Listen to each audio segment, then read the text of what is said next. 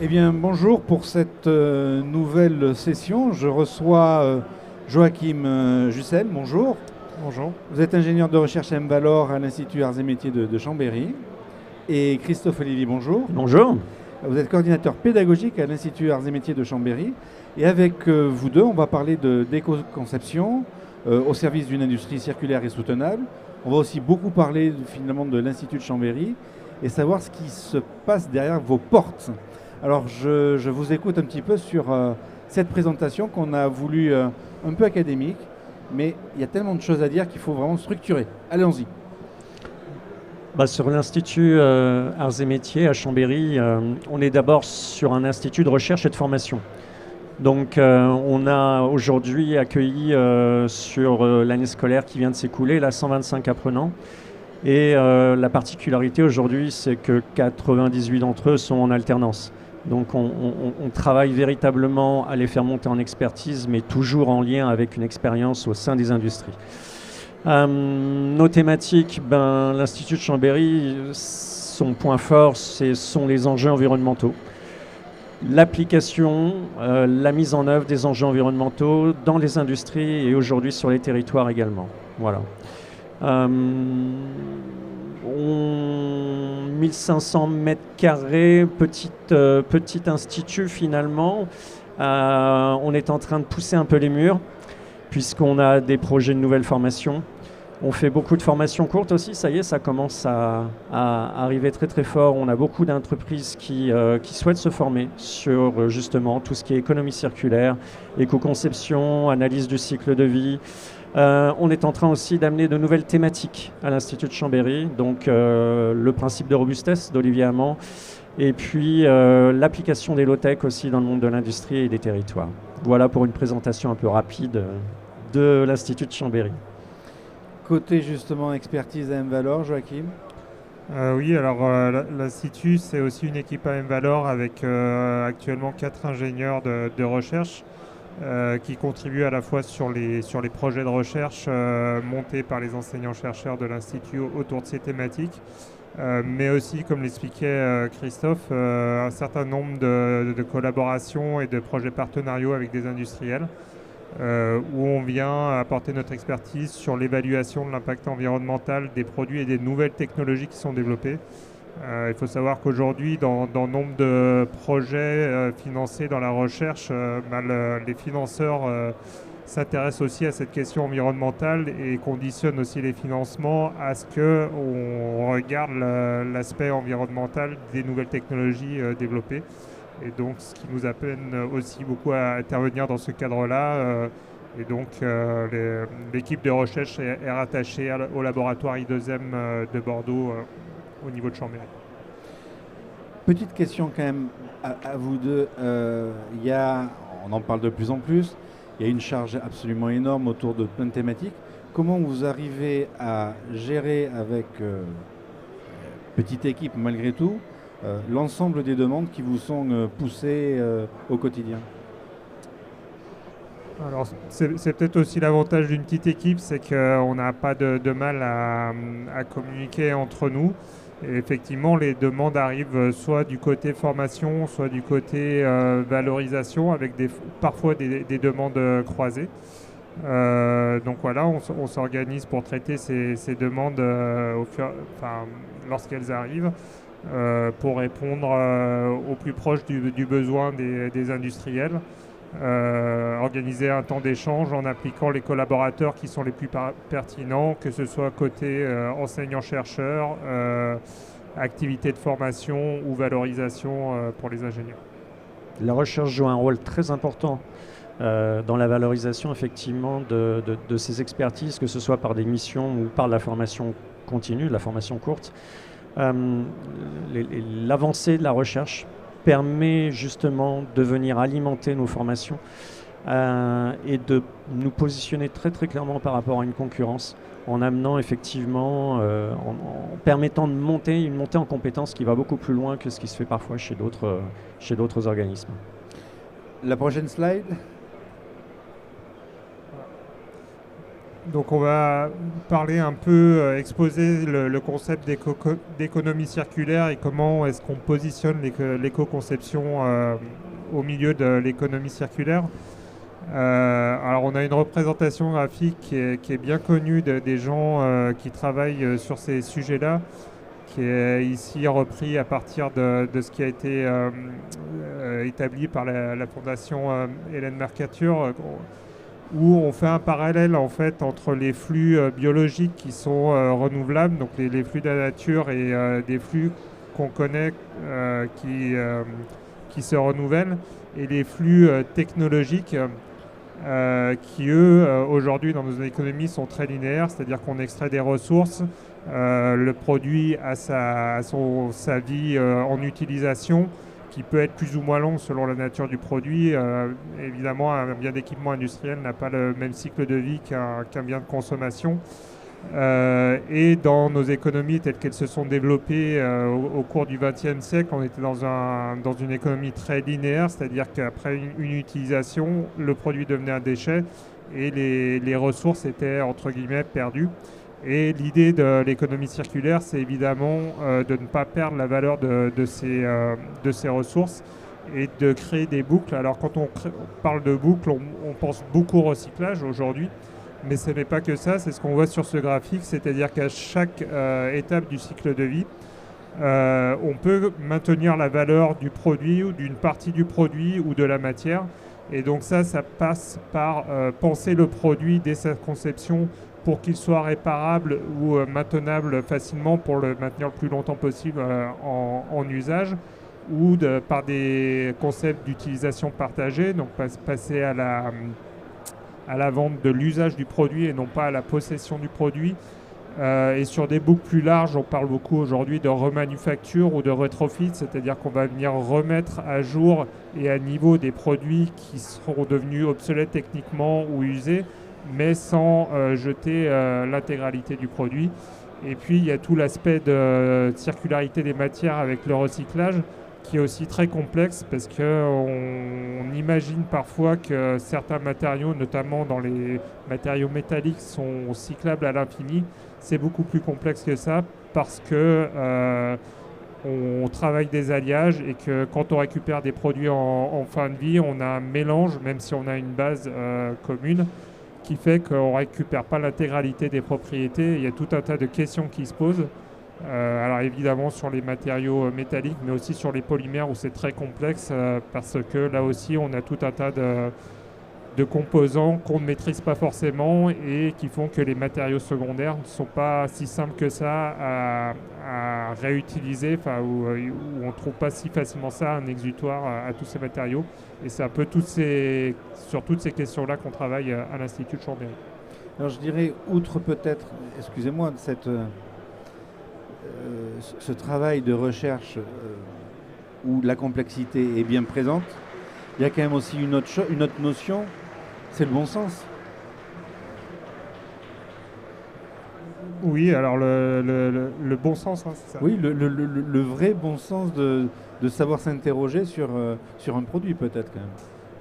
Oui, alors la réflexion sur le produit, on l'a au travers ce qu'on va voir par la suite du cycle de vie, c'est-à-dire que l'éco-conception permet d'agir, de repenser le produit. C'est un axe, un angle de réflexion intéressant pour les entreprises, parce que ça les amène à se réinterroger sur leur offre et sur leurs produits d'une façon différente, notamment de réinterroger le besoin, notamment quand on parle de biens de consommation.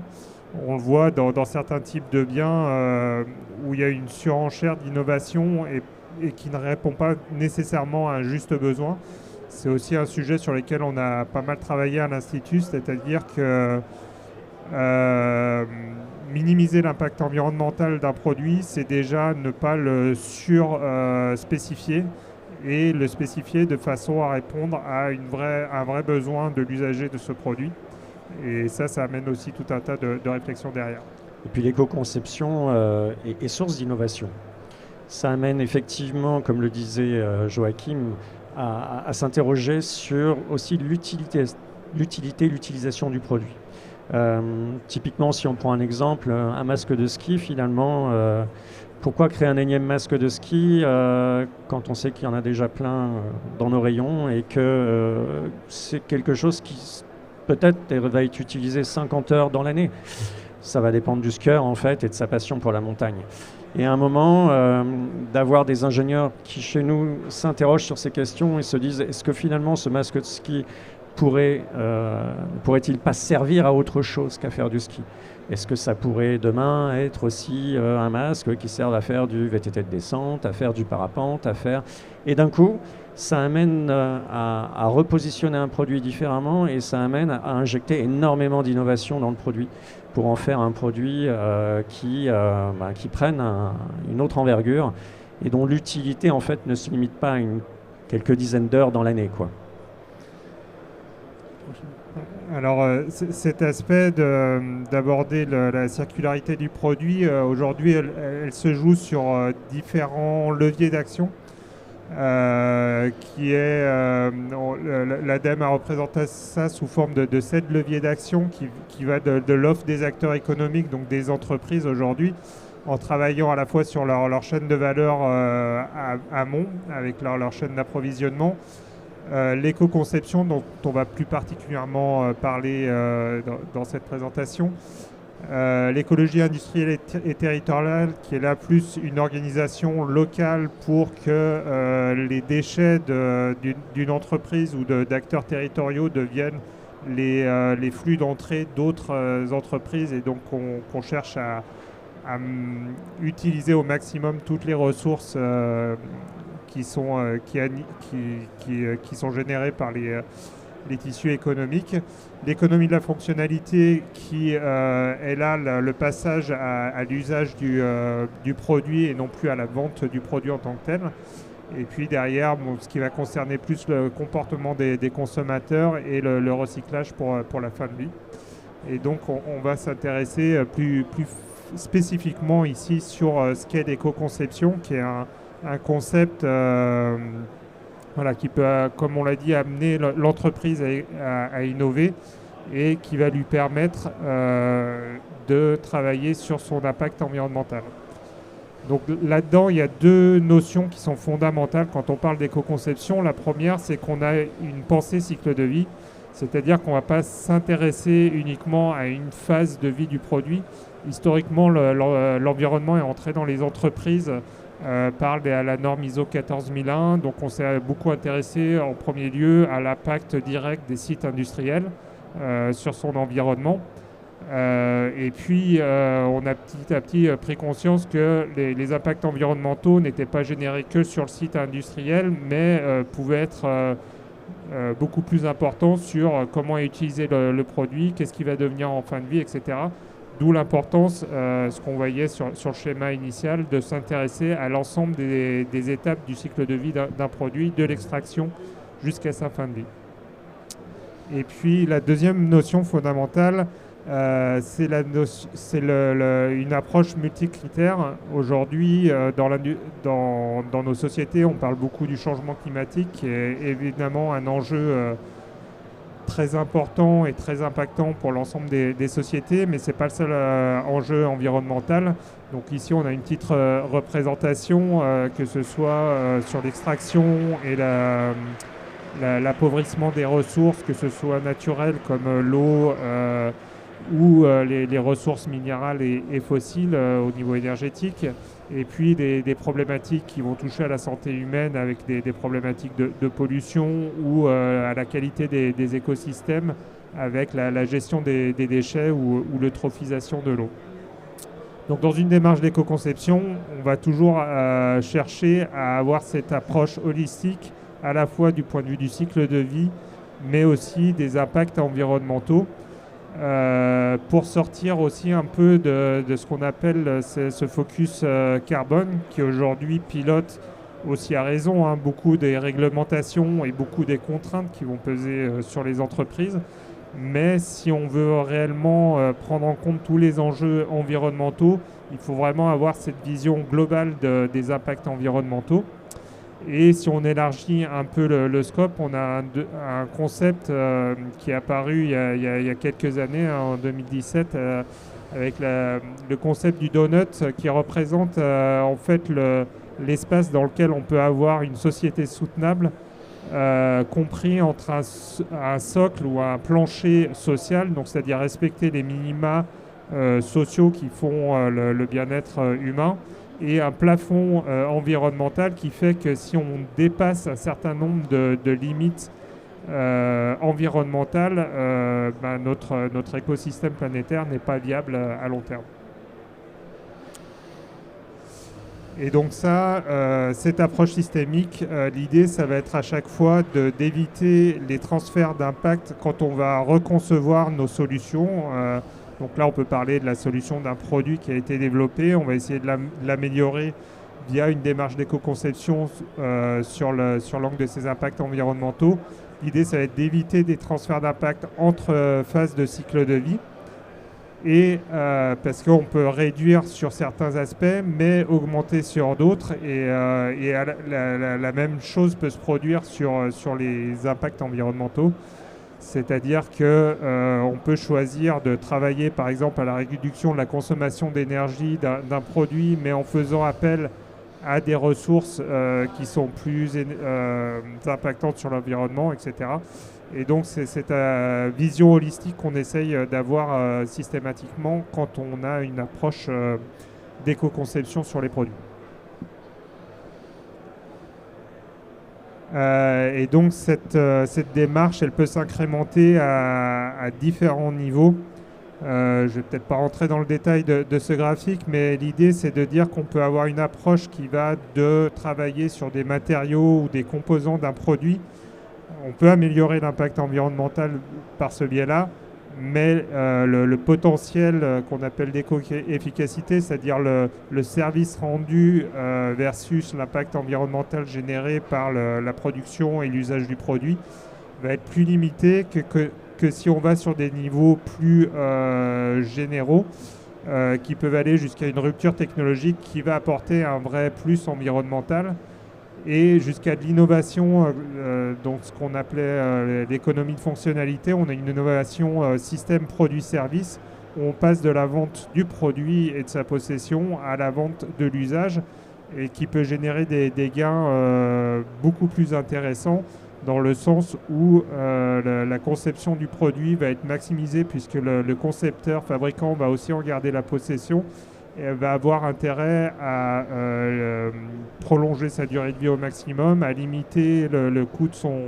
sa maintenance et son entretien pour un service rendu équivalent, et ça se répercute sur les impacts environnementaux du produit.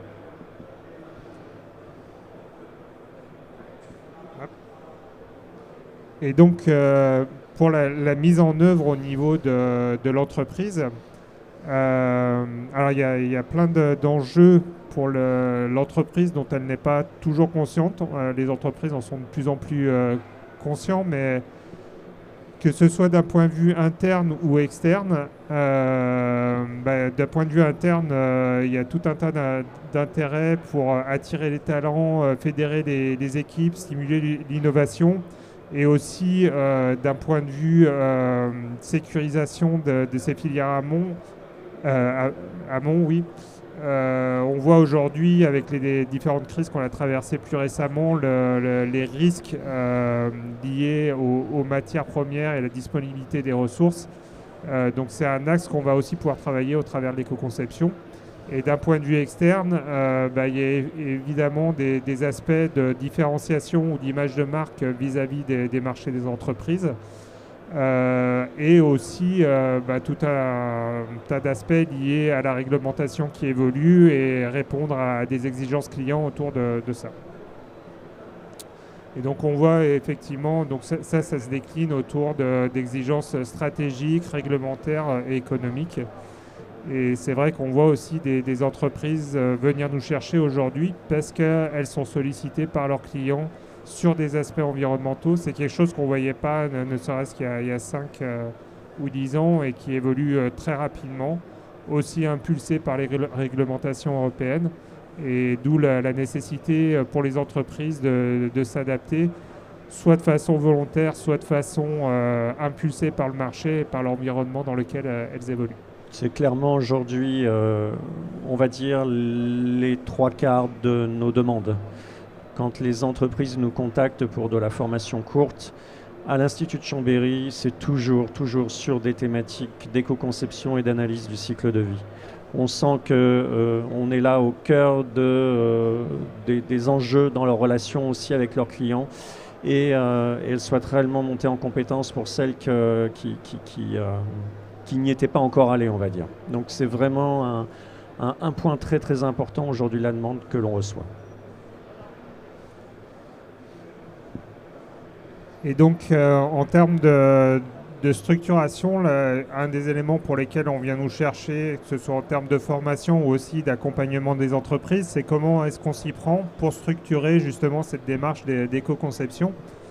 Donc là, on a un schéma qui récapitule un peu ça. On va toujours partir de la compréhension du contexte de l'entreprise, de sa situation d'un point de vue stratégique, réglementaire, de son environnement concurrentiel aussi sur les thématiques de l'environnement.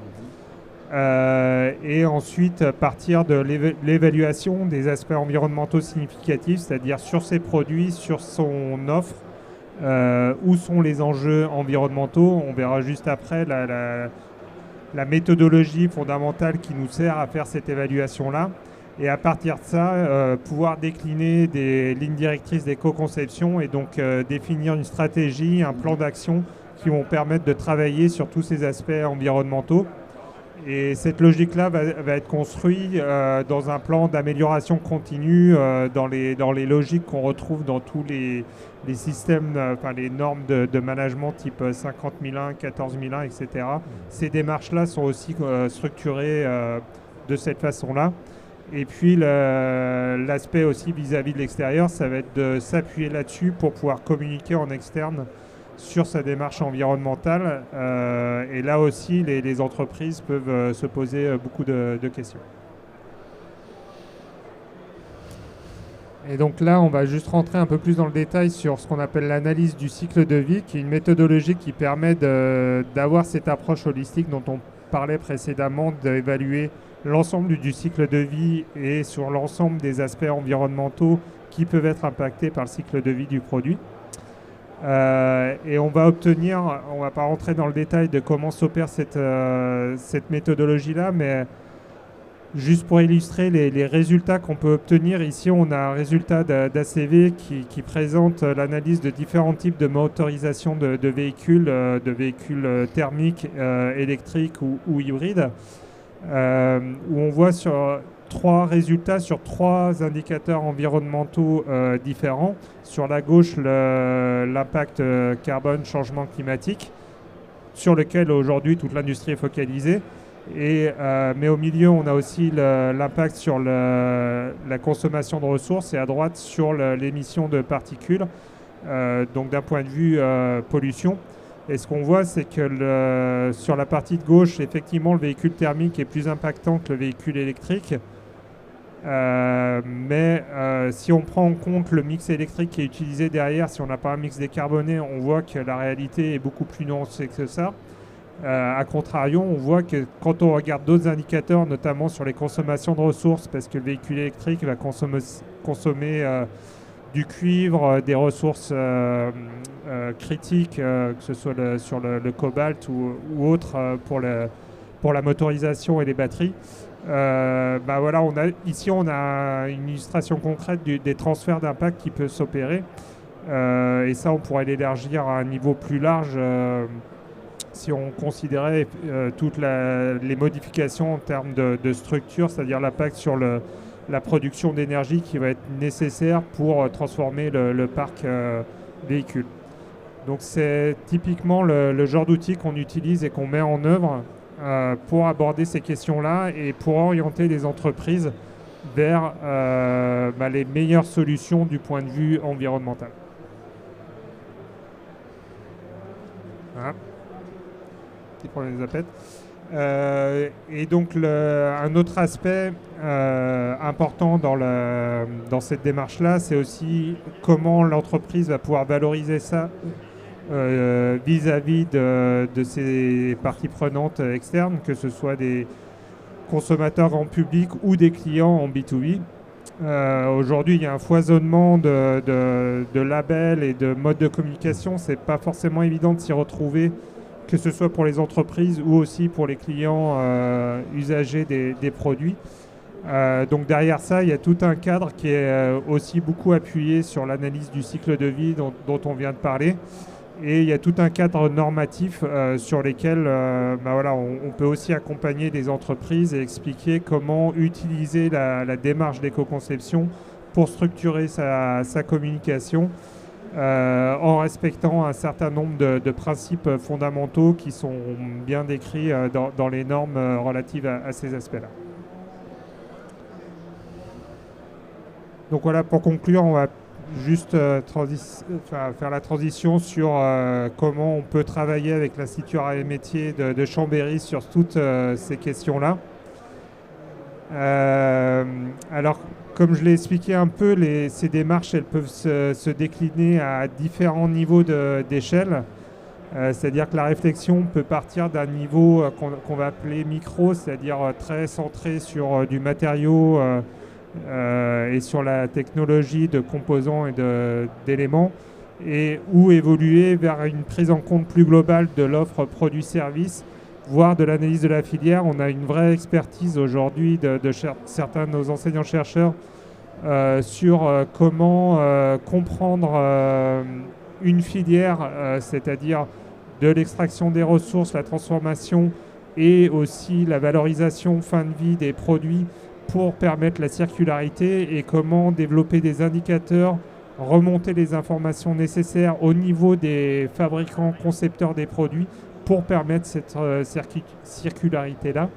Et puis plus récemment, on s'intéresse aussi à une échelle encore plus large qui est l'échelle du territoire, c'est-à-dire comment on fait dialoguer, organiser les acteurs d'un territoire, qui soient industriels, autorités publiques et autres, citoyens, etc., pour permettre d'aller vers des modèles économiques plus circulaires et plus soutenables.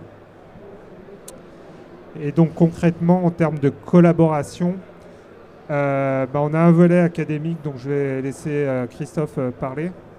Oui, aujourd'hui, si on prend déjà les formations de type parcours grande école, on a une dernière année d'expertise à l'Institut de Chambéry qui porte justement sur l'éco-conception de biens et de services.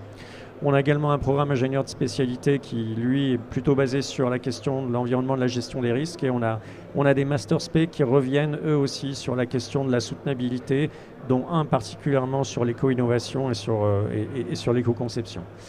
Donc,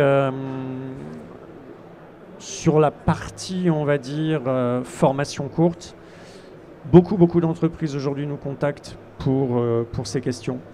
On est en train de monter, nous, des modules spécifiques. On cherche également à faire des dépôts auprès de France Compétences pour rendre ces modules certifiables. Ce qui permet aussi à des personnes qui ne sont pas du monde de l'entreprise, mais qui sont à un moment entre deux entreprises en reconversion, de pouvoir aussi faire financer ces formations. Et l'éco-conception, l'analyse de cycle de vie et l'économie circulaire sont vraiment les enjeux qui nous sont demandés en termes de formation aujourd'hui. Voilà. Et d'un point de vue accompagnement et transfert industriel, donc qui est plus traité côté AM Valor, alors effectivement sur tout ce qui est analyse du cycle de vie, ça peut prendre différentes formes, à la fois pour faire des analyses spécifiques sur un produit avec des dimensions recherche, parce que la CV pose tout un tas de questionnements méthodologiques et n'est pas quelque chose forcément très simple à mettre en œuvre dans certains cas. Et puis après, on va avoir tout un tas de travaux qui vont plus s'opérer dans le cadre de projets de recherche partenariaux autour de la structuration de la démarche d'éco-conception, éco-innovation, des indicateurs de conception sur le cycle de vie, ce que je mentionnais précédemment, ou de nouvelles méthodologies qui vont vers une soutenabilité, enfin la prise en compte de la soutenabilité de façon globale, à la fois sur l'aspect environnemental, mais aussi sur la prise en compte des problématiques sociales. Et donc voilà, pour conclure, les deux filiales qui permettent d'actionner ces partenariats avec les entreprises que nous représentons, Christophe et moi, aujourd'hui. En vous remerciant beaucoup pour toutes ces précisions. Donc, pour vous contacter, c'est très simple, on va sur le site internet de l'Institut de Chambéry et on a à minima toutes les coordonnées pour pouvoir vous contacter. Tout à fait. Totalement. Merci beaucoup. Merci. Merci.